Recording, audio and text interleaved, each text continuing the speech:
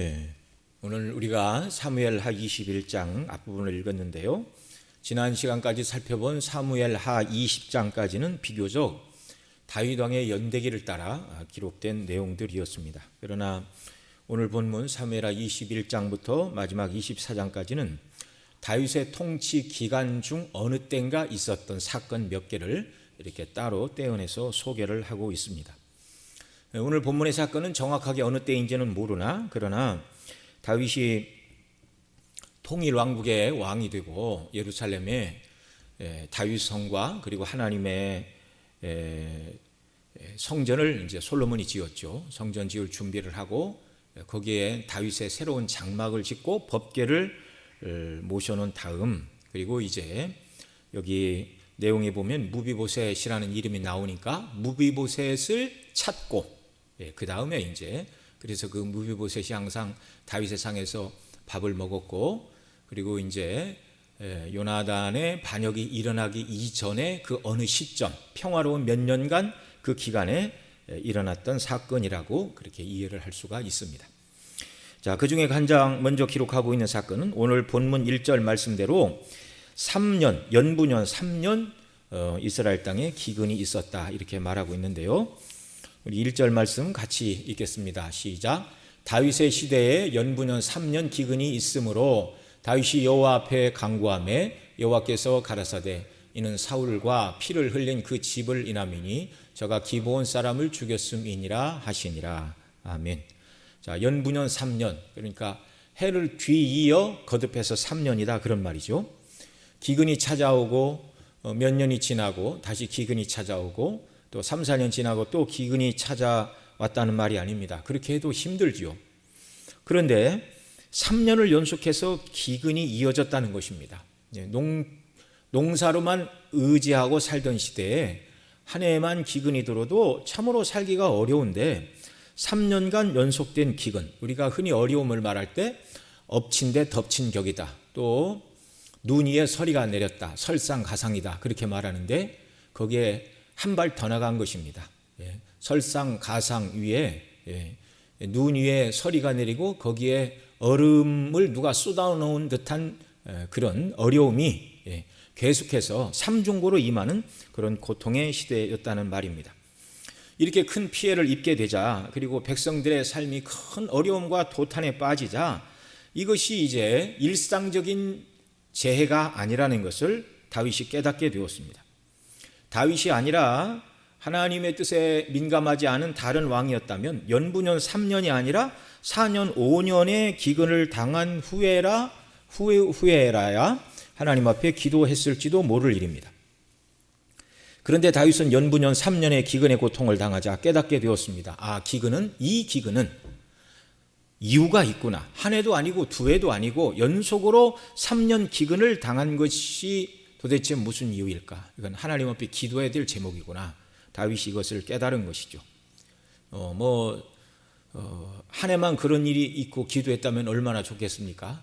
우리가 3년 동안이나 기근을 당하고 다윗이 기도했다는 것에 대해서 그가 영적으로 깨어있는 민감한 하나님의 사람이라고 우리가 생각을 해야 되는지 아니면 상당히 둔감한 사람이라고 생각을 해야 되는지 이건 상당히 평가가 어려운 대목이다 이렇게 말씀을 드릴 수가 있습니다. 우리가 뭐라서 다윗이 그 정도밖에 안 되냐 이렇게 말할 만한 그런 대단한 믿음의 소유자가 아니거든요 우리가.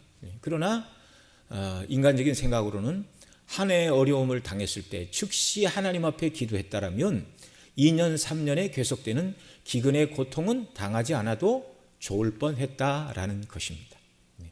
지나간 역사의 가정이라는 것은 다 쓸데가 없는 것이지만 이런 말씀들을 통해 볼 때 우리는 어떤 사람인가? 나 개인은 나의 연약과 허물로 하나님이 때로 우리를 훈련하시고 자녀이니까 징계를 하시잖아요. 징계를 당할 때 어느 정도의 징계를 계속 당해야 결국 모든 문제에 대해서 하나님 앞에 손을 들고 하나님 이 모든 문제의 근원은 바로 저입니다. 저의 죄입니다. 제가 무엇을 잘못했는지 깨닫게 해주시고 이 문제에 긍휼을 베풀어 달라고 우리 같으면 어느 정도 어려움을 당해야 하나님 앞에 기도할까? 중요한 건 이걸 우리 자신에게 적용을 시키는 것입니다. 다윗이 매우 영적으로 깨어 있어서 3년간 어려움을 당하자 즉시 기도했다. 누구는 이렇게 말할 수도 있겠고, 누구는 아니 한 해만 어려움을 당해도 왕이 기도를 해야지 그게 무슨 소리냐. 누구를 평가하는 건 쉽지만 사실 중요한 건 우리 자신의 문제입니다. 우리 자신의 문제. 이런저런 어려움을 당할 때 나 개인이나 가정이나 또 국가나 사회나 교회적으로 이런저런 어려움이 당할 때 그 모든 원인과 핑계를 다른 사람에게 대지 않고 내 자신이 하나님 앞에 엎드려 기도할 수 있는 역사가 있기를 바랍니다. 물론 목사는 당연히 그렇게 해야 되죠. 장로님들도 그렇게 해야 되고, 우리 일반 평신도들도 목사님이나 장로님들이 알아서 하실 문제이지 나까지 무슨 상관이랴, 그렇지가 않습니다.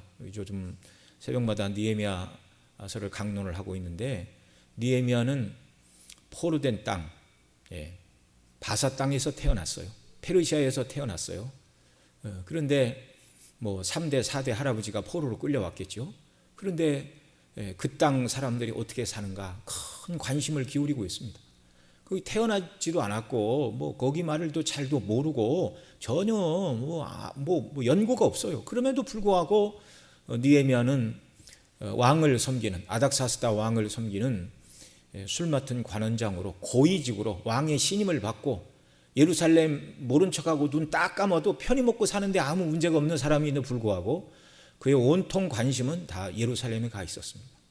그래서 자기 동생 하나니를 보내서 형편을 물어보고, 그래서 포로에서 1차, 2차 기환을 했는데, 포로에서 면하고 살아남은 자들이 환난과 능욕을 당하고 성벽은 무너지고 성문은 불탔다라는 소리를 들을 때 그는 하나님 앞에 엎드려 울며 회개하고 기도했습니다. 마치 자기가 죄를 지은 것처럼. 여러분, 여러 가지 어려운 문제들을 우리가 맞이할 때마다 즉시 하나님 앞에 엎드리는 사람들이 되어야 하겠습니다. 이것이 참된 지혜자인 줄 믿으시기 바랍니다. 이것이 하나님의 긍휼을 입는 가장 첫 번째 단계, 하나님 앞에 엎드리는 것입니다. 그래야 이 모든 문제가 풀어지는 것이죠.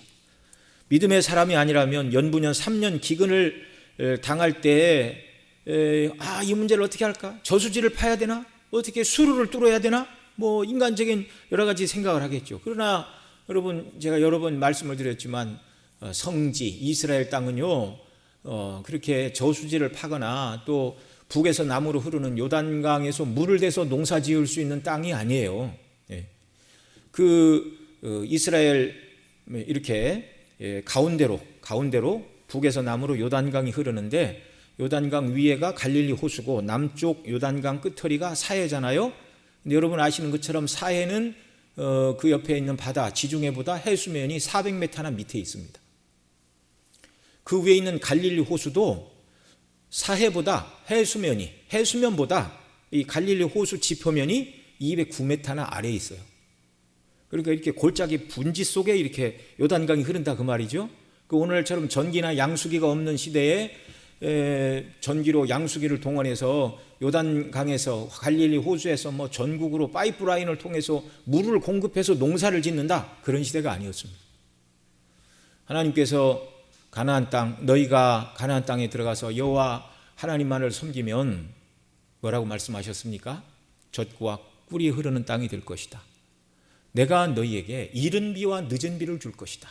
곡식을 파종할 때 이른 비를 주시고, 또 땅이 말라 추수를 못하는 일이 없도록 늦은 비를 주시어 가을에 다 결실을 하고 추수를 거둘 수 있도록.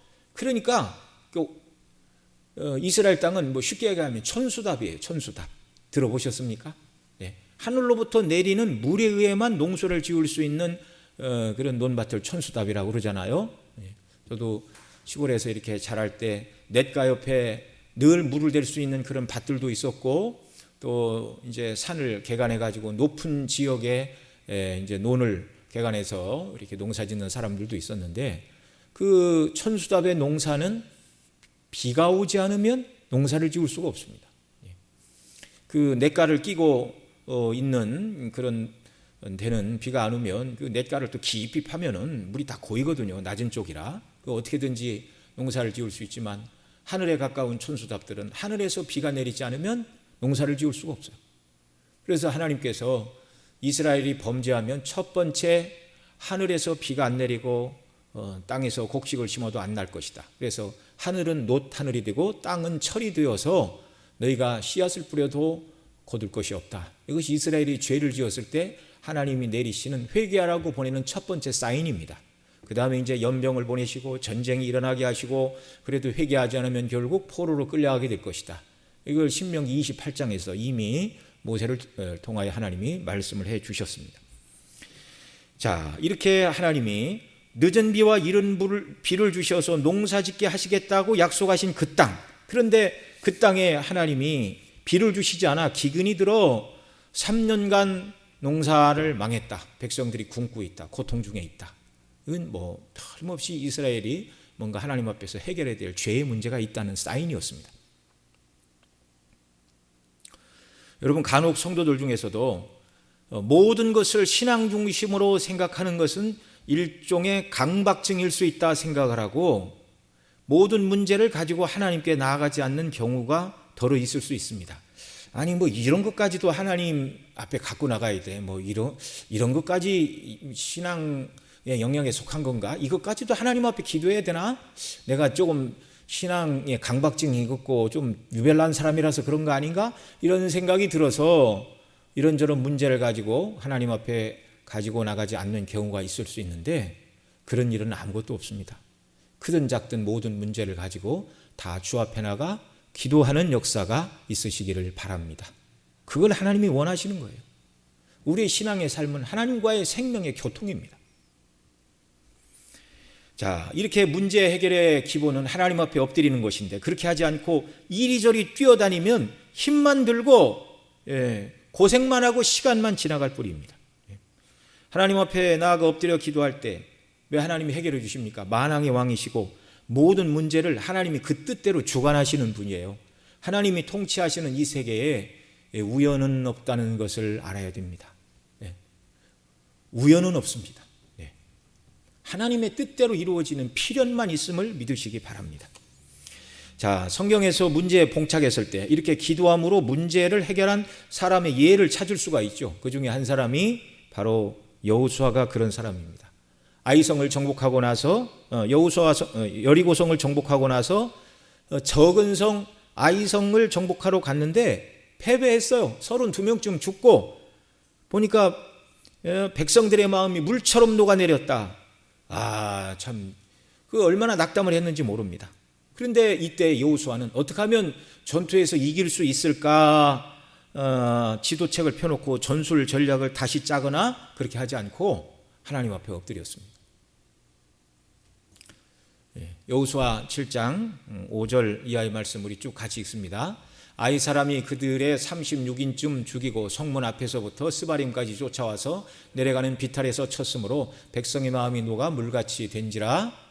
여호수아가 옷을 찢고 이스라엘 장로들과 함께 여호와의 궤 앞에서 땅에 엎드려 머리에 티끌을 무릅쓰고 저물도록 있다가 여호수아가 가로되 슬프도소이다. 주 여호와여 어찌하여 이 백성을 인도하여 요단을 건너게 하시고 우리를 아모리 사람의 손에 붙여 멸망시키게 하셨나이까. 우리가 요단 저편을 족하게 여겨 거하였다면 좋을 뻔하였나이다. 그 다음 8절 주여 이스라엘이 그의 대적 앞에서 돌아섰으니 내가 무슨 말을 하오리이까. 가나안 사람과 이 땅 모든 거민이 이를 듣고 우리를 둘러싸고 우리 이름을 세상에서 끊으리니 주의 크신 이름을 위하여 어떻게 하시려나이까. 10절 여호와께서 여호수아에게 이르시되 일어나라 어찌하여 이렇게 엎드렸느냐. 11절 이스라엘이 범죄하여 내가 그들에게 명한 나의 언약을 어기었나니 곧 그들이 바친 물건을 취하고 도적하고 사기하여 자기 기국 가운데 두었느니라. 12절은 제가 읽어드릴게요. 11절은 거기 빠졌나 봅니다. 자, 그러므로 이스라엘 자손들이 자기 대적을 능히 당치 못하겠고 그들 앞에서 돌아섰나니 이는 자기도 바친 것이 됨이라. 그 바친 것을 너희 중에서 멸하지 아니하면 내가 다시는 너희와 함께 있지 아니하리라. 자, 여기서 아이성 전투에서 실패하자 여호수아는 하나님의 궤 앞에 백성의 장로들과 함께 엎드렸습니다. 그리고 기도했습니다. 하나님, 이게 어떻게 된 일입니까? 요단을 건너지 않고 살았으면 좋았을 터인데 여기 이렇게 들어와 우리가 죽게 되니 이거 어떻게 하면 좋겠습니까? 이제 모든 대적들이 우리를 둘러싸고 우리가 다 멸망을 당할 지경입니다. 그렇게 말할 때 하나님께서는 아이성 전투의 실패 이유를 말씀해 주셨죠. 그들이 바친 물건을 취하고 도적하고 사기하여 자기 가운데에 두었느니라. 이 전투를 하기 전에 이 여리고성의 모든 전리품은 다 여호와께 바친 것이니 아무도 가져서는 안 된다. 그런 명령을 이미 내렸죠. 그런데 여러분 아시는 것처럼 아간이 시날산의 외투 한 벌, 은과 금을 자기 장막을 파고 그 밑에 감추었습니다. 사람은 모르지만 하나님은 그 죄를 인하여 이스라엘에 징계를 내리사 아이성 전투에서 실패하게 하신 것입니다. 그리고 13절로 15절에서 문제 해결을 말씀해 주십니다. 여호수아 7장 13절로 15절 또 읽습니다. 너는 일어나서 백성을 성결케 하여 이르기를 너희는 스스로 성결케 하여 내일을 기다리라. 이스라엘의 하나님 여호와의 말씀에 이스라엘아 너희 중에 바친 물건이 있나니 내가 그 바친 물건을 너희 중에서 제하기 전에는 너의 대적을 당치 못하리라. 아침에 너희는 너희 지파대로 가까이 나오라. 여호와께 뽑히는 지파는 그 족속대로 가까이 나올 것이요 여호와께 뽑히는 족속은 그 가족대로 가까이 나올 것이요 여호와께 뽑히는 가족은 각 남자대로 가까이 나올 것이며 바친 물건을 가진 자로 뽑힌 자를 불사르되 그와 그 모든 소유를 그리하라. 이는 여호와의 언약을 어기고 이스라엘 가운데서 망령된 일을 행하였음이라 하셨다 하라. 아멘. 자, 그 해결 방식은 이제 제비 뽑기로 이스라엘 12지파가 나오고 12지파 중에 한 지파가 뽑히면 각 가족대로 나오고 가족에 나오면 각 사람이 나와서 그 죄를 범한 사람이 누구인가 제비를 뽑아서 범인을 밝히고 그리고 범인이 밝혀지면 그와 그의 모든 소유를 불살라라. 그렇게 해야 이 재앙이 지나가고 아이성 전투에서 이기게 될 것이다. 이렇게 하여 아간이 뽑혔고 그가 죄를 다 고백할 때 그의 모든 소유와 함께 아간이 돌에 맞아 죽고 소유는 불타고 말았습니다. 자, 여호수아는 실패했을 때 여호와 하나님 앞에 엎드림으로 문제를 해결할 수가 있었습니다. 여러분 기계가 고장나고 사람 몸에 병이 들었을 때 가장 먼저 해야 되는 게 무엇입니까? 원인을 진단하는 것입니다. 원인을 모르고 해결은 불가능한 것입니다. 저와 여러분이 여러분이 살아가면서 다윗 시대에 만났던 연분연 3년 기근과 같은 큰 문제를 만났거나 또 실패를 하거나 어려움을 만났을 때 정말 연분연 3년이 아니라 그해 즉시 또는 큰 어려움을 당한 여호수아가 즉시 여호와의 궤 앞에 하나님의 임재 앞에 나아가 엎드려 기도한 것처럼 저와 여러분 모두는 크고 작은 모든 일에 하나님 앞에 나가 엎드려 기도하고 좋은 일에 대해서는 감사와 찬송과 영광을 돌려드리고 또 어려운 일에 대해서는 회개하고 긍휼을 간구하는 이런 역사가 있기를 바랍니다. 주와 함께하는 삶, 이게 신앙의 삶입니다. 이렇게 하지 않으면 더 큰 고통과 어려움을 만나게 될 뿐이죠. 어려움과 문제가 발생했는데 기도하지 않고 인간적인 방편으로 문제를 해결하려고 하면 더 꼬이게 될 뿐임을 여러분 기억하시기 바랍니다. 성경에 그런 예도 있습니다. 그때가 무엇이냐? 어느 때인가? 바로 엘리 제사장 때 블레셋과 전쟁이 일어났죠. 블레셋과 전쟁이 일어났는데 첫 싸움에서 이스라엘이 패하여 4,000명가량이 죽었다 이렇게 말합니다. 그런데 그들은 이 실패의 원인을 알기 위하여 하나님 앞에 엎드리지 않았습니다. 그러니까 영적으로 캄캄하고 어두운 시대라 그 말이죠. 이 전쟁이 있기 전에 하나님께서 사무엘을 부르셨습니다. 사무엘이 잘나고 누울 때 사무엘아 사무엘아 그러자 사무엘이 그 음성을 듣고 엘리에게 가서 주의 종이 여기 있나이다 부르셨습니까? 그랬더니 엘리가 내가 부르지 않았다 가서 자라. 근데 하나님이 사무엘을 또 부르셨고 사무엘은 엘리가 부르는 줄 알고 또 갔고 3번 반복된 다음 에라야 엘리가 여호와 하나님이 사무엘을 부르는 줄 알고 또 부르시면 주여 말씀하소서 종이 듣겠나이다 이렇게 대답하라. 그렇게 가르쳐줬죠. 그때 여호와 하나님께서 사무엘에게 엘리가 그 자녀들의 교육을 시키지 못해서 그 자녀들을 하나님이 심판하신다는 두려운 말씀을 주셨습니다. 이제 사무엘 상 3장 21절 마지막 절에 보면 이렇게 말합니다. 여호와께서 실로에서 여호와의 말씀으로 사무엘에게 자기를 나타내시니 4장 1절 사무엘의 말이 온 이스라엘에 전파된 그런 때였습니다. 그런데 전쟁이 벌어져 이스라엘 편에서 4천 명이 죽었는데 아무도 기도하는 사람이 없었고 사무엘에게 이 일에 대하여 하나님 앞에 기도해 보라고 요청한 사람도 없었습니다. 아무래도 사무엘의 나이가 어려서 그런 일을 감당하기에는 적당하지 않다 생각을 했는지 몰랐고요.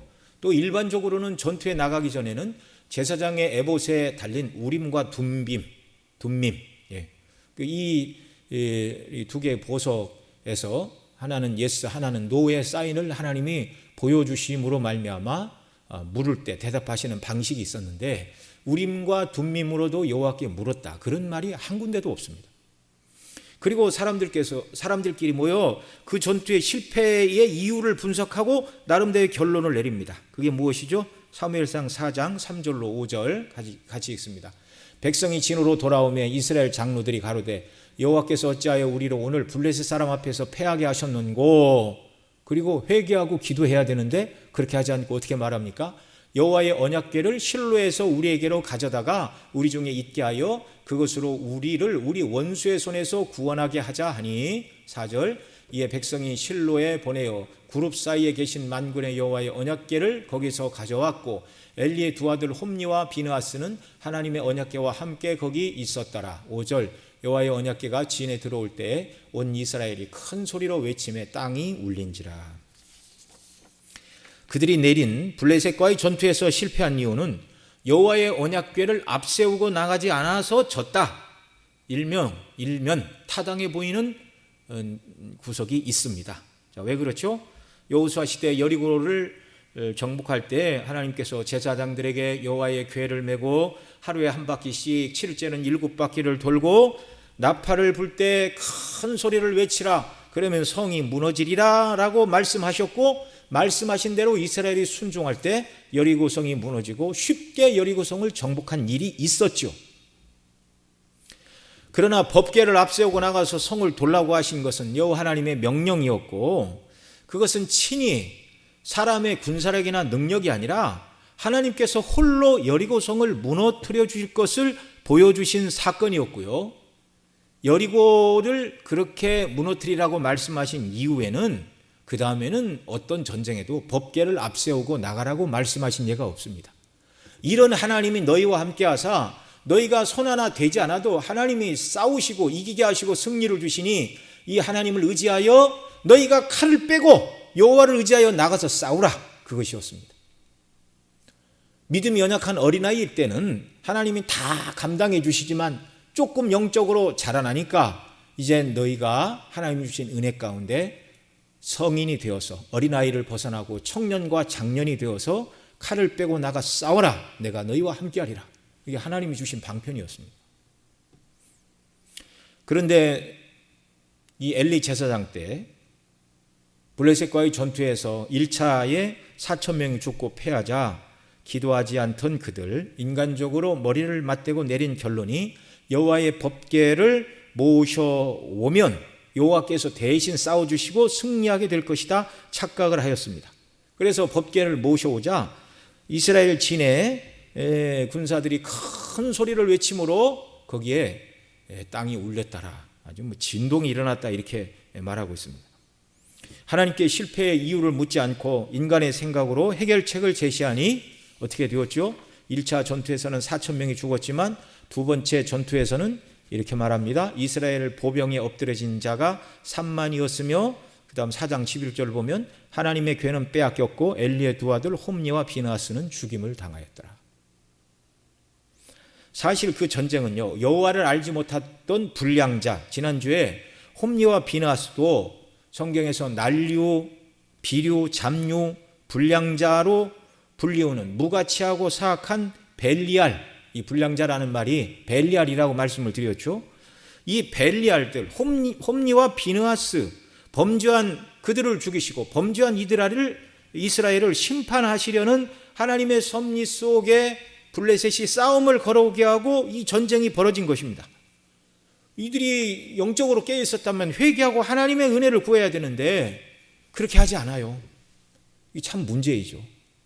이미 하나님께서 그들에게 진노를 내리시려고 홈리와 비느하스를 죽이시되 바로 이 백성들이 법궤를 가지고 나올 때 제사장이니까 홈리와 비느하스가 따라 나왔죠. 어떻게 보면 백성들이 기도하지 않고 어리석은 생각으로 법궤를 전투에 가지고 나가게 하신 것은 하나님이 내버려 두시고 결국 그 일로 말미암아 불량자 홈리와 비느하스를 죽이려는 하나님의 계획을 이루시는 방편이었다는 사실입니다. 이게 참 두려운 일이에요. 두려운 일. 얼마나 우리가 하나님 앞에 기도하면서 모든 일을 감당해야 하는지. 결국 법궤까지 빼앗기고 더 큰 희생을 당할 뿐만 아니라 블레셋은 그 전투에서 크게 패하여 다윗이 블레셋을 다 물리칠 때까지 블레셋의 영향력 아래에 숨을 쉬지 못하는 그런 지경이 되고 말았습니다. 우리는 문제가 발생했을 때 여호수아처럼 다윗처럼 가능하면 즉시 하나님 앞에 엎드리는 참된 지혜자들이 되어야 할 것입니다. 자, 다윗이 이렇게 하나님께 나가 기도할 때 하나님께서 연분연 3년 기근의 이유를 즉시 말씀해 주셨습니다. 그 이유가 무엇이죠? 네, 오늘 본문 1절이 말하는 대로 다윗이 나가 하나님 앞에 기도하니 간구함에 그 다음에 하반절 같이 읽습니다. 여호와께서 가라사대 이는 사울과 피 흘린 그 집을 인함이니 저가 기브온 사람을 죽였음이니라 하시니라.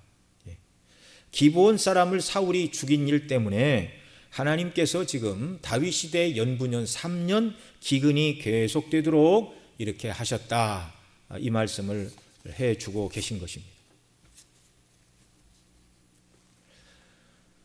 이런 생각이 들죠. 사울이 범죄했을 때 왜 사울 시대에 연분연 3년 기근을 주시어서 자기가 죄 지은 걸 깨닫게 하시지 않고 왜 다윗 시대에 사울의 죄 때문에 연분연 3년 기근을 허락하시는가?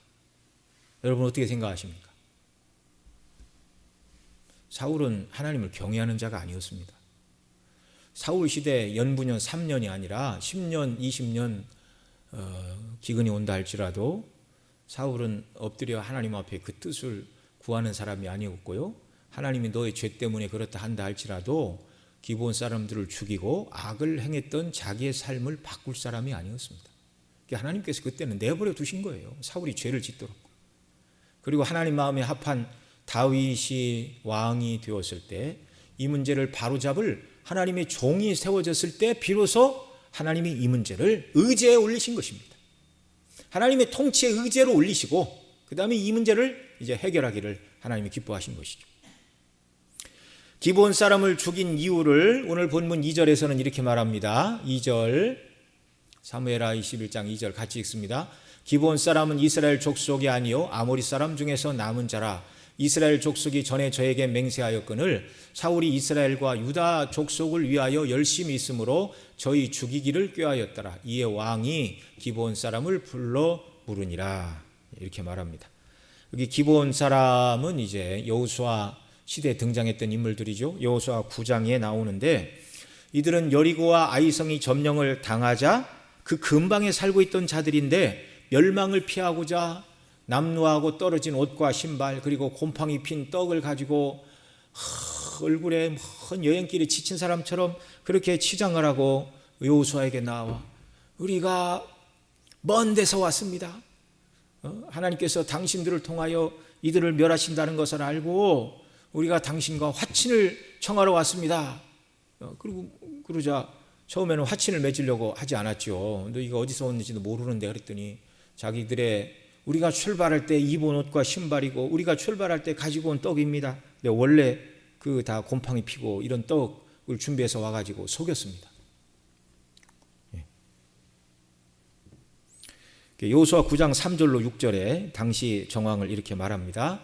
같이 읽습니다. 기브온 거민들이 여호수아의 여리고와 아이의 행한 일을 듣고 꾀를 내어 사신의 모양을 꾸미되 헤어진 전대와 헤어지고 찢어진 가죽 포도주 부대를 나귀에 싣고 그 발에는 낡은 기운 신을 신고 낡은 옷을 입고 다 마르고 곰팡이 난 떡을 예비하고 그들이 길갈 진으로 와서 여호수아에게 이르러 그와 이스라엘 사람에게 이르되 우리는 원방에서 왔나이다. 이제 우리와 약조하사이다. 이때 온 무리가 자세히 조사하거나 여호와께 묻지 않고 화친을 청했다 그렇게 말합니다. 그런데 얼마 되지 않아 그들이 가까운 근방에 사는 사람들이라는 것이 발견이 되었습니다. 그때 여호수아 9장 14절로 21절에 이 문제를 어떻게 처리하는가 이렇게 정리를 하는데요. 같이 읽습니다. 무리가 그들의 양식을 취하고 어떻게 할 것을 여호와께 묻지 아니하고 여호수아가 곧 그들과 화친하여 그들을 살리리라는 언약을 맺고 회중 족장들이 그들에게 맹세하였더라. 그들과 언약을 맺은 후 3일이 지나서야 그들이 근린에 있어 자기들 중에 거주하는 자라 함을 들으니라. 이스라엘 자손이 진행하여 제3일에 그들의 여러 성읍에 이르렀으니 그 성읍은 기본과 그비라와 부에롯과 기랏 여야림. 그러니까 여기가 지금 이제 유다와 베냐민 지파가 기업으로 얻은 그 이스라엘 중심부에 있던 땅이었습니다. 그래서 이 사울이 그 이스라엘 백성들을 위해서 그들을 죽이고 그들의 성읍을 빼앗고 이렇게 했다 그 말이죠. 그다음 18절. 그러나 회중의 족장들이 이스라엘 하나님 여호와로 그들에게 맹세한 고로 이스라엘 자손이 그들을 치지 못한지라. 그러므로 회중이 다 족장들을 원망하니 모든 족장이 온 회중에게 이르되 우리가 이스라엘 하나님 여호와로 그들에게 맹세하였은즉 이제 그들을 건드리지 못하리라. 우리가 그들에게 맹세한 맹약을 인하여 진노가 우리에게 임할까 하노니 이렇게 행하여 그들을 살리라 하고 무리에게 이르되 그들을 살리라 하니 족장이 그들에게 이른 대로 그들이 온 회중을 위하여 나무 패며 물 깃는 자가 되었더라. 아멘. 여호와의 이름으로 그들과 화친을 맺고 살리기로 맹약을 했으니 먼 지방에서 온 자들이 아니라 할지라도 그들을 죽일 수가 없었습니다. 그래서 나무 패며 물 깃는 자들로 이들을 삼았습니다. 그런데 사울은 이스라엘과 유다 족속을 위하여 열심히 있으므로 저희 죽이기를 꾀하였더라 이렇게 말하죠. 그러니까 그 유다 족속이 받은 기업 땅 안에 이 기브온 사람들이 거하였는데 그들을 죽여 멸해야 그들이 가지고 있던 집과 모든 소유를 다 차지할 수 있었기 때문에 그랬던 것이죠. 여러분 출애굽은 주전 1446년경으로 학자들이 추정을 하고요. 그 다음에 가나안 땅에 들어갈 때는 그로부터 40년 후이니 이 여호수아가 기브온 족속과 화친을 맺을 때는 대략 주전 1400년경이고 그리고 다윗은 주전 1000년 사람입니다. 주전 1000년 사람. 그리고 그가 왕이 통합왕이 될 때 나이가 40이었으니 한 450년 전의 일이라고 해야 되나요? 500년 전의 일이라고 해야 되나요? 그러니까 하나님께서는 지금 다윗이 맺은 화친도 아닌 400년, 450년 전 여호수아가 기브온 백성들과 더불어 맺었던 화친의 언약을 맺고 맹약한 그 사실을 하나님이 기억하고 계십니다. 화친을 맺은 사람은 기브온이고 그 화친의 약속을 어기고 기브온 거민을 죽인 사람은 사울왕임에도 불구하고 하나님께서는 지금 이 문제를 공론화시켜 해결하고자 하시는데 다윗 시대에 연부년 3년 기근을 통하여 이 문제를 하나님께서 역사 속에 끄집어내셨다는 사실입니다. 이것을 통해서 우리는 하나님의 이름으로 그 백성들이 언약을 맺고 약속을 한 것은 시간이 400년, 500년 아니라 아무리 흘러도 수천 년, 수만 년이 흘러도 하나님의 이름으로 약속한 것은 반드시 지켜야 한다는 것을 여기서 볼 수가 있습니다. 왜요? 하나님은 어제나 오늘이나 동일하신 분이기 때문에 그렇습니다. 회전하는 그림자도 없으시고 영원 무궁하신 현재를 사시는 분이십니다. 하나님의 이름으로 약속한 것은 영원합니다. 자, 여러분들 생각에는 어떠시죠? 좀 너무한 것 같습니까? 다윗은 얼굴을 본 적도 없는 여호수아 시대 450년 또는 500년 전에 있었던 그 언약을 그리고 자기도 아니고 사울왕 시대에 어겼다고 다윗이 왕으로 통치하는 그 시대에 연부년 3년 기근을 보내 모든 사람이 고통을 받게 하시는 이 하나님의 처사를 여러분 마음에 드십니까? 마음에 안 드십니까? 대답은 다 속으로 하셨겠죠? 네. 둘 중에 하나 대답을 하십시오, 속으로. 자, 이 하나님 앞에 맹약한 것을 가지고 하나님이 시간이 오래 지났음에도 불구하고 그 하나님 앞에서 행한 언약을 어기고 행한 것에 대하여 죄를 물으시는 것이, 이것이 여러분 생각할 때 정말 이해하기 곤란한 문제, 너무 불편하게 하신다라는 생각이 드는가, 그것은 당연한 것이다라는 생각이 드시는가, 속으로 대답을 하시기 바랍니다. 자, 그러나 여러분, 이게 그렇게 곤란하거나 너무하신 일이 아닙니다. 왜요? 하나님 앞에서 행한 언약 또는 하나님께서 우리와 더불어 맺으신 언약은 불변하고 영원하다는 것을 보여주는데, 이 하나님의 언약이 영원하고 불변하다는 것은 우리를 불편하게 하고 우리를 올가매는 옥새와 올가미가 되는 것이 아니라, 이것은 참으로 영광스럽고 우리에게 행복을 주는 것이라는 사실을 알아야 됩니다. 왜요? 인간이 범죄한 후에 하나님은 여자의 후손을 통한 구원을 말씀해 주셨죠. 아브라함에게 내 씨로 말미암아 만민이 구원을 얻으리라 말씀하셨고, 다윗에게는 내 후사를 통하여 메시아가 오실 것이고 그를 통하여 구원을 이루리라, 이렇게 말씀해 주셨습니다. 그 약속대로 예수님께서 오셔서 지금 우리와는 2000년 이전에 예수님이 십자가에 못 박혀 죽으셨습니다. 그러나 오늘 이 시간까지, 아니 역사가 끝날 때까지도 예수님의 십자가의 죽으심은 내 죄를 대속하시기 위하여 대신 죽으신 대속의 죽음이라는 사실을 복음의 말씀을 듣고 깨닫고 믿고 신앙을 고백하며 그리스도의 피로 내 죄를 씻어달라고 간구하는 백성들의 모든 죄를 하나님이 다 용서하시고 영원토록 하나님의 자녀가 되어 천국의 복락을 누리게 하신다는 사실입니다.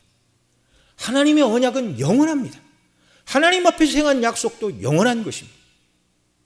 영원하신 하나님, 그래서 구원 얻은 사람들에게는요, 이 하나님의 약속이 영원하다는 사실이 너무나 행복하고 복된 일임을 여러분 믿으시기 바랍니다. 만일 하나님이 2000년 전에 그리스도의 피를 통해 용서해 주리라 말씀하신 그 약속이 1000년 동안만 유효하고 1000년이 지나면 이후의 사람은 해당 사항이 없다, 그렇게 말씀하신다면 저와 여러분 중에 아무도 구원 얻을 사람이 없는 거예요. 마태복음 5장 18절에 주님은 이렇게 말씀하셨습니다. 진실로 너희에게 이르노니 천지가 없어지기 전에는 율법의 1.1획이라도 반드시 없어지지 아니하고 다 이루리라. 그리스도 안에서 하나님께서 그 모든 언약을 다 이루어 주셨습니다. 그래서 영원한 효력과 가치를 지닌 복음의 말씀만이 영원토록 저와 여러분의 참 소망이 되는 것입니다. 사울 시대의 기브온 사람들은 힘이 없어서 왕인 사울이 자기들을 죽이니 그저 죽을 수밖에 없었던 것이죠. 하나님은 결국 사울의 죄를 물으시고 연분연 3년 기근을 통하여 사울이 하나님 앞에서 400년 전 기브온을 살린다고 그들의 조상들이 하나님 앞에서 맹세한 맹세를 어기고 사울이 기브온 사람들을 죽인 죄를 다윗 시대에 드러내시고 사울의 죄를 그 후손들에게 그 죄에 대한 형벌을 받게 지금 이렇게 하고 계시는 것이죠. 여러분, 여기서 우리는 반드시 죄는 그 값을 치루어야 한다는 하나님의 공의를 여기서 다시금 확인을 하게 됩니다. 그래서 다윗은 기브온 사람들을 불러서 물었습니다. 오늘 본문 3절 같이 읽죠. 다윗이 저희에게 묻되 내가 너희를 위하여 어떻게 하랴? 내가 어떻게 속죄하여야 너희가 여호와의 기업을 위하여 복을 빌겠느냐? 이렇게 묻습니다. 구약시대 속죄하는 방법 중에 하나가 과실로 사람을 죽였을 때는 속전, 속죄금을 낼 수가 있었습니다. 그래서 어떻게 속죄하여야 너희가 여호와의 기업을 위하여 복을 빌겠느냐? 다윗은 사울이 기브온 사람들의 무죄한 피를 흘렸기에 기브온 사람들이 납득할 만한 사울의 죄에 대한 적당한 조치가 이루어지고, 그래서 기브온 사람들이 만족하게 여기고 여호와의 기업을 위하여 복을 비는 기도를 드려야 비로소 연분연 계속되었던 3년간의 기근이 해소될 줄 알고 있다, 그 말이죠. 이 기브온 사람들이 동의하고 여호와의 기업을 위하여 기도하지 않으면 연분연 3년 계속된 기근이 그해 끝나지 않는다는 것입니다. 4년, 5년, 6년 앞으로도 계속된다는 것입니다. 언제까지요? 사울의 죄값이 치러지고 기브온 거민들이 여호와의 기업을 위하여 단마음으로 그들을 용서하고 하나님 앞에 기도할 때까지 이 징계는 계속 시행된다는 사실입니다. 자, 기브온 거민이 뭐라고 대답을 하죠? 4절 같이 읽습니다. 기브온 사람이 대답하되 사울과 그 집과 우리 사이의 일은 은금에 있지 아니하오나 이스라엘 가운데서 사람을 죽이는 일은 우리에게 있지 아니하니이다. 왕이 가로되 너희 말하는 대로 시행하리라. 자, 기브온 사람들이 말하죠. 사울과 그 집과 우리 사이의 일은, 사울이 우리를 학대하여 죽인 그 모든 죄에 관한 일은 은금에 있지 않다. 속죄금을 받고 돈으로 해결될 문제가 아니라는 것입니다.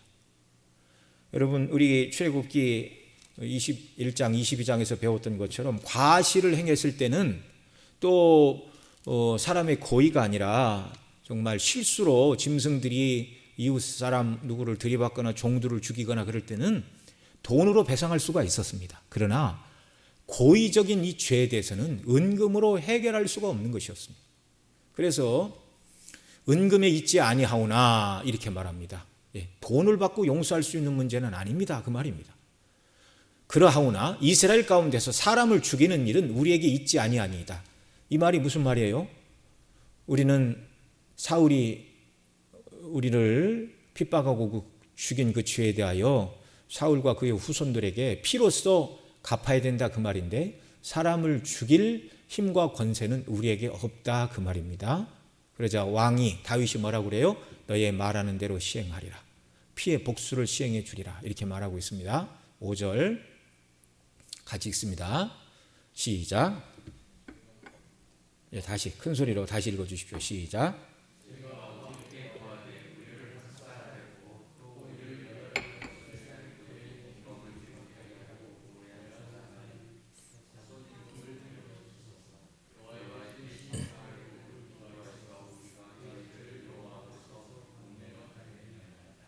왕이 가로되 내가 내어 주리라 하니라.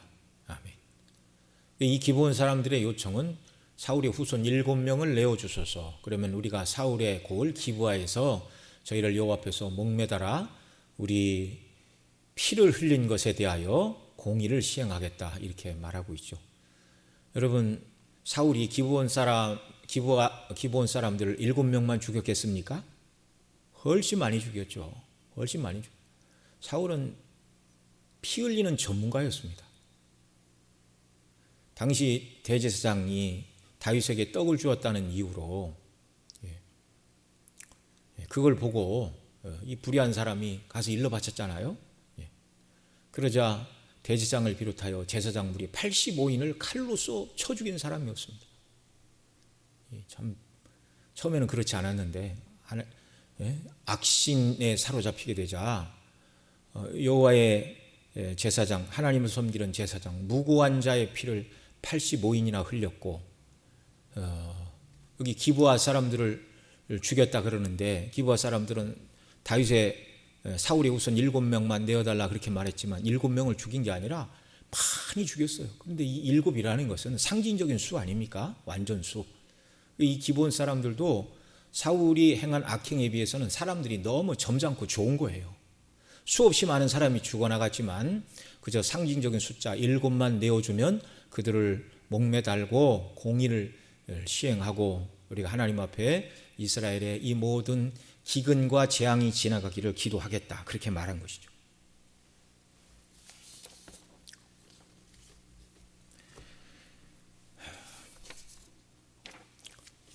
여러분, 피 흘린 죄에 대하여 피로 갚는 것은 하나님의 율법이 가르치는 바입니다. 민수기 35장 31절로 34절에서 고의로 사람을 죽인 사람을 재판하는 규례를 말하면서 이렇게 말을 하고 있습니다. 우리 31절부터 같이 읽죠.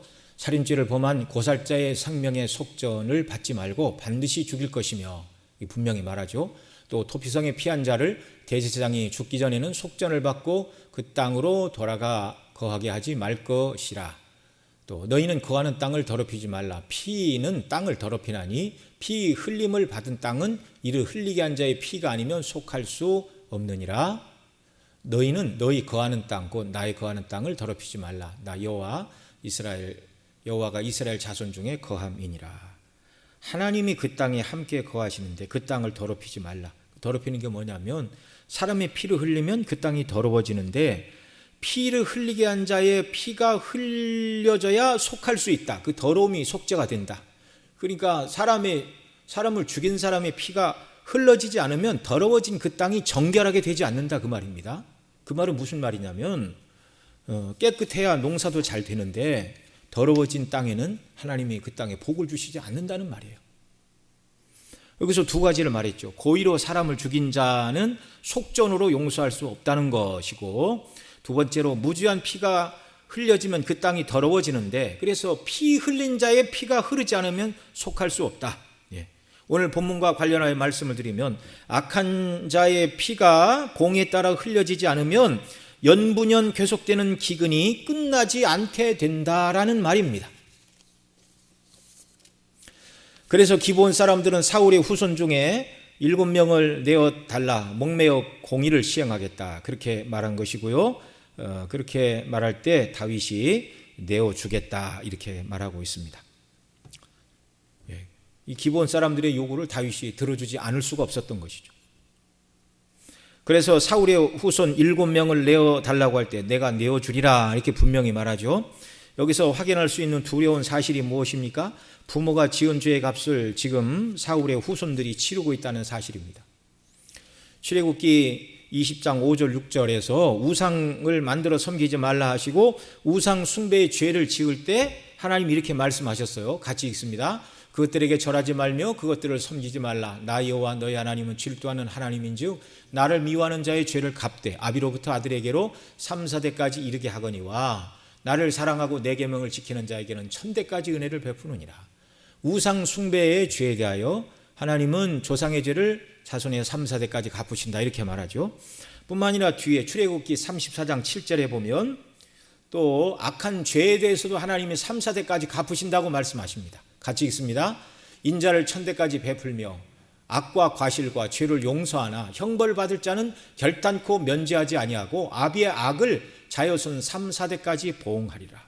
여기 이 말씀대로 사울왕이 지은 그 죄에 대하여 그의 후손들이 지금 대신 형벌을 받고 있는 모습입니다.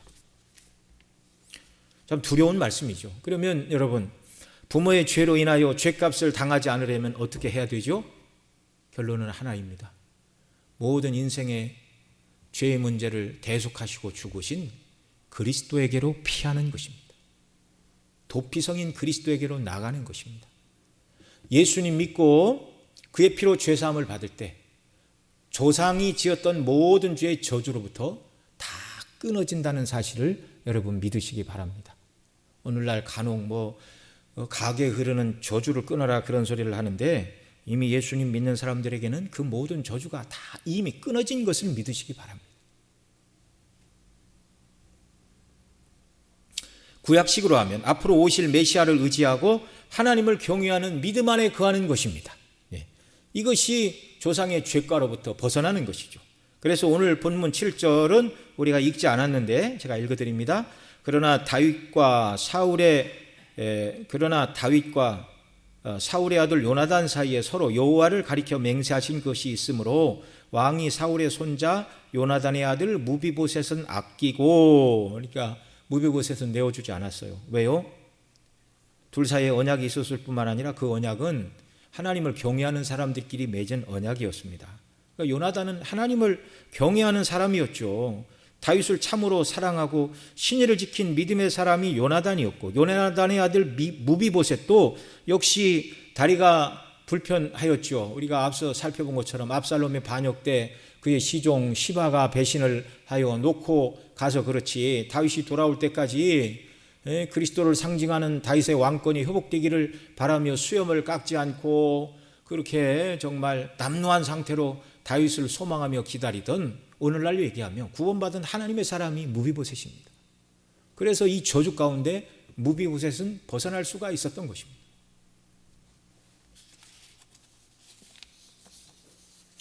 오늘 우리는 죄는 그 값을 반드시 치러야 된다는 두렵고도 두려운 하나님의 공의를 확인하게 됩니다. 늘 말씀을 드리지만 저와 여러분 모두 하나님 앞에서 죄인들이었습니다.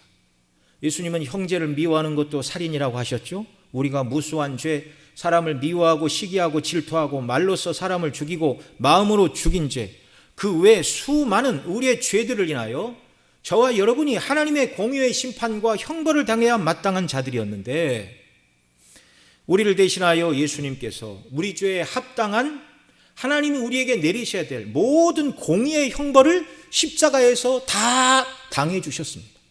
다 담당해 주셨습니다. 다 지나갔어요. 하나님이 우리에게 내리셔야 될 공의의 모든 형벌은 이미 예수님의 십자가에서 끝이 났습니다. 그래서 우리 예수님 운명하실 때 다 이루었다, 그렇게 말씀하신 것이죠.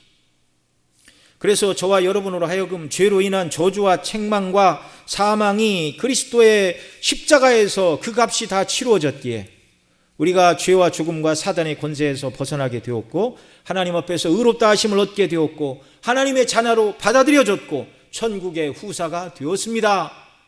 존귀하신 그리스도의 신부로 받아들여졌고, 어린 양의 혼인잔치에 참여할 사람들이 되었습니다. 이 소망을 인하여 기뻐하고 기뻐하시기 바랍니다. 기뻐하고 기뻐하시기 바랍니다. 여러분, 우리가 무슨 소식을 들으면 기뻐하고 기뻐할까요?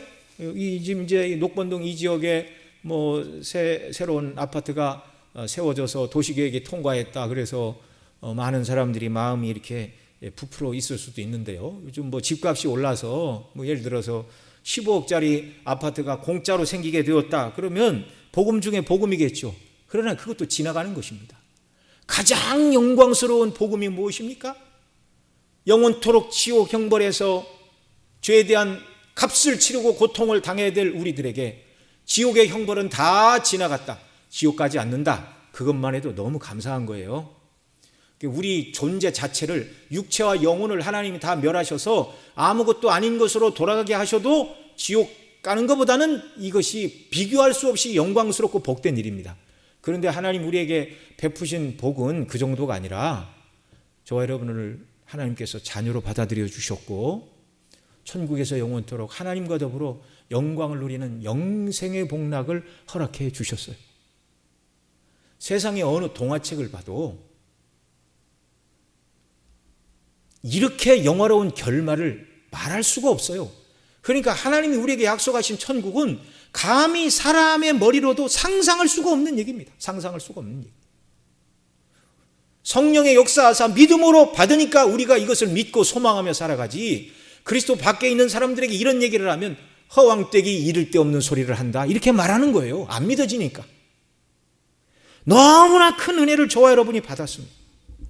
오늘 오전에도 성도의 거룩한 삶이 무엇인가, 하나님과의 관계 속에서 하나님을 사랑하고 죄에서 자신을 지키는 것, 그것이 거룩한 성도의 삶일 뿐만 아니라, 그것만이 아니라 하나님이 내게 주신 이 은혜를 가지고 이방의 나그네, 고아와 과부, 가난한 자를 사랑으로 돌보고 그들에게 선을 베풀고, 열심히 공부해서 다른 사람 도와주고, 열심히 노력해서 내가 이룬 것을 가지고 하나님의 이름의 영광과 선교와 전도를 위해서 복되게 사용하고 주께 드리는 것, 이게 은혜로 빚진 자, 그리스도의 십자가의 대속으로 구원받은 성도들이 마땅히 추구하고 붙들고 나가야 되는 것입니다. 그래서 우리가 행하는 이 모든 선행을 통하여 내가 한 것이 아니고 나를 사랑하사 나를 위하여 죽으신 그리스도, 그분이 내게 주신 은혜에 따라 나는 그분을 기쁘시게 하고 그분의 뜻대로 순종하기 위하여 다만 주의 뜻대로 받은 은혜에 따라 살아갈 뿐입니다. 이렇게 말하며 주의 영광을 높이며 이 땅을 살아가는 저와 여러분 모두가 되어야 하겠습니다. 기도하시겠습니다. 아버지 하나님, 오늘 주일 오후 이 시간에도 저희들을 불러 모아 주시어서 주 앞에 경배하게 하시고, 정말 연분연 다윗 시대에 있었던 3년 기근의 이유를 가르쳐 주셨습니다. 죄에는 합당한 공의의 형벌이 내려야 그 저주가 풀린다는 분명한 사실을 우리가 확인을 하게 됩니다. 우리가 하나님 앞에 죄인인데 우리의 죄값을 지고 우리가 영원토록 지옥에서 고통을 당해야 되는데, 하나님의 아들 예수님이 우리의 죄값을 해결하시고 공의의 값을 다 치루어 주셨습니다. 너무너무 감사합니다. 하나님 아버지, 이 구원에 대한 기쁨과 감격이 늘 우리 속에 충만하게 하시고 하루하루 우리에게 베푸신 이 구원의 은혜를 찬미하고 영광을 돌리게 하여 순례길을 살아가는 저희들이 되도록 은혜를 베풀어 주옵소서. 우리 구주 예수님의 이름으로 기도드리옵나이다. 아멘.